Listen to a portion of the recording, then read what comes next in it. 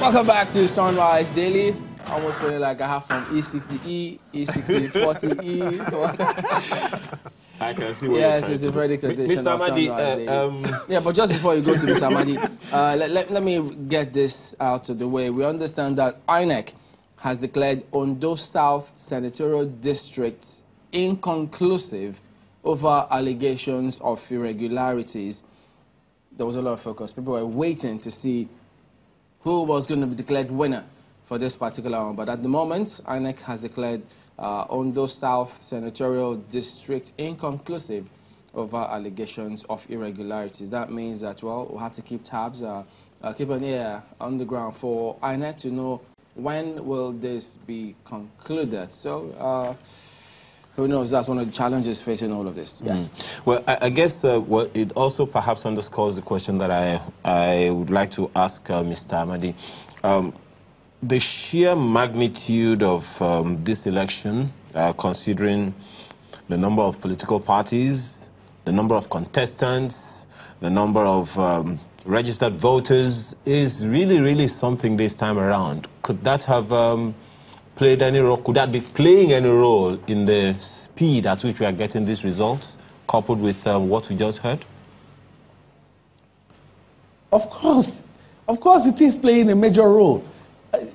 The truth is, the INEC has tried to mitigate the time, and the reason why we're even where we are now is because of, and you heard Mr. Okoye, the deployment of two, collation officers.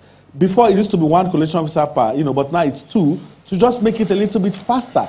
But you cannot run away from the fact that the high number of contestants and political parties, you saw the pictures we were showing in Lagos, you saw how big the sheet is, and the good professor was having, because the way it's positioned, you have to go up and then you trace it down. Well, he had difficulties clearly to do that, and that's because of the sheer number of political parties and candidates that were contesting. You can't run away from that, and we need to have a conversation in this country about this. INEC has now been constitutionally mandated to deregister political parties.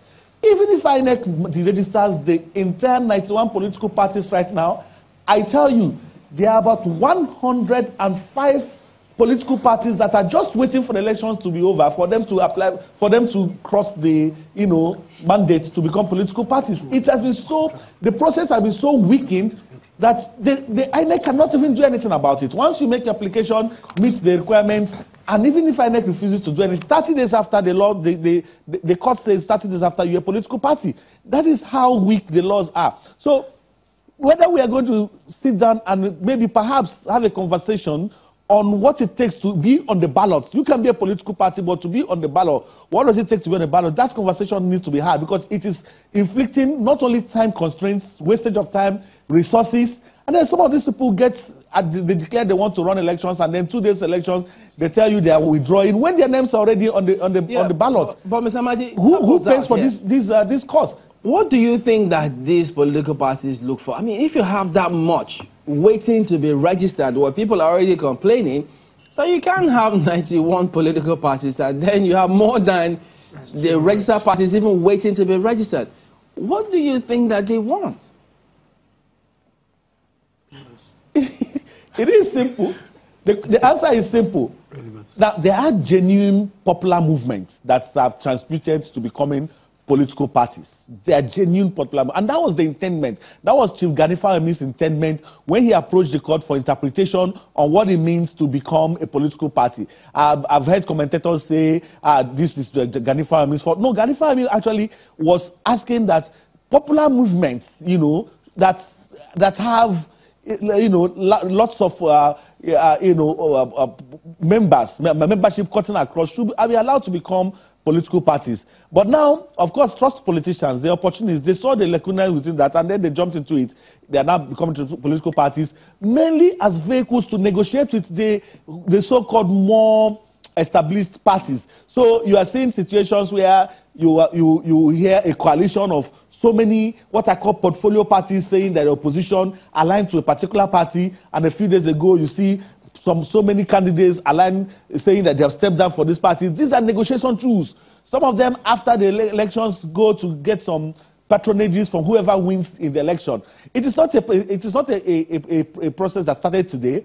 Don't forget that in 2007, you had the national chairman of a political party resigning and becoming a special advisor to the party that won the election that year. So these are all avenues that individuals use to seek patronage and all that. But it is at the detriment of the Nigerian project, at the detriment of the meager resources that we have to run a nation. It's also affecting us. The Nigerians are asking, when you'll be asking Mr. Koye, when will this be over? He can't tell you because the laboriousness of even announcement. You have to go through all the parties, whether they scored only one, whether it's mushroom, it doesn't matter. When the professor tried to say, let me call the number of the highs, he was told, no, start from the beginning. And that is the process you have to go through for it to get even to Abuja, which will be started all over again.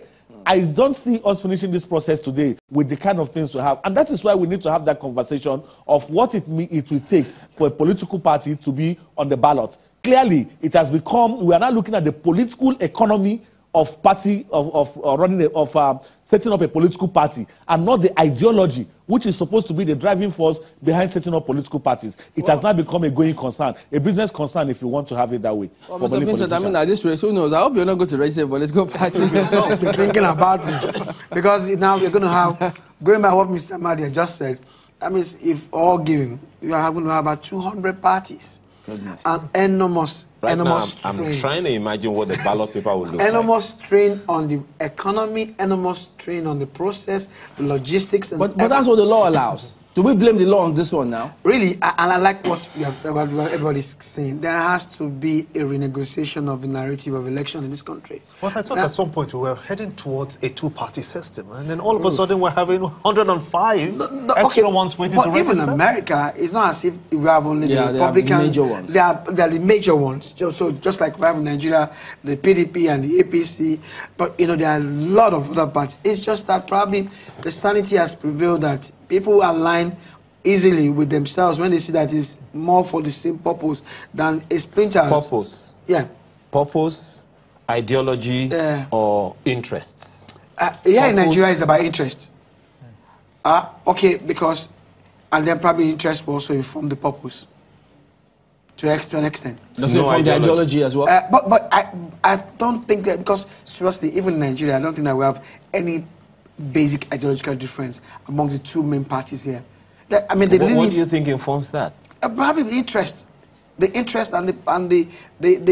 interest that you have, which is not so much as the interest that is, let's call it altruistic. It's more about personal, settlement. Because what do you think should be the criteria for, let's say, INEC, a body like INEC, to look into, or with a view to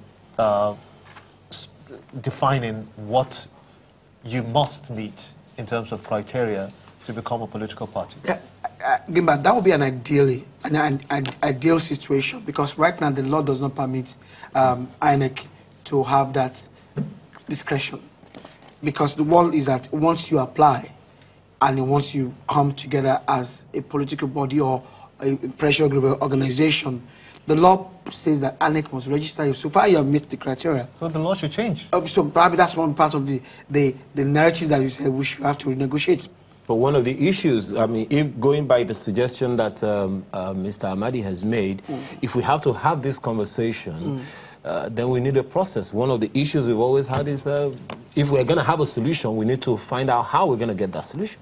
For me, personally, I think it's not so much about even the dialogue. It's about the resolution of the values we place on leadership, on service in this country. Because, see, the ideologies we have amongst our parties, they're so shallow that you're going to ask, I mean, at this level, what should we be talking about provision of roads as an ideology basis for coming of election? It's all so shallow that you're asking that, is this laughable? There should be real definition of our value system that would speak through the entrenchment of what we put out as offering when it comes to political offerings, political postulations and things like this. Which also questions whether or not we have a vision. Go, gentlemen. Yes, Mr. Chima Amadi was former Executive Director, Center for Advocacy and Transparency. He joined us from Abuja. Also, Mr. Tommy Vincent, a legal practitioner. Gentlemen, thank you both for joining us at this time on The Verdict. Well, The Verdict will continue. Don't forget, 11, INEC will begin announcements of results. So we'll be back at that time.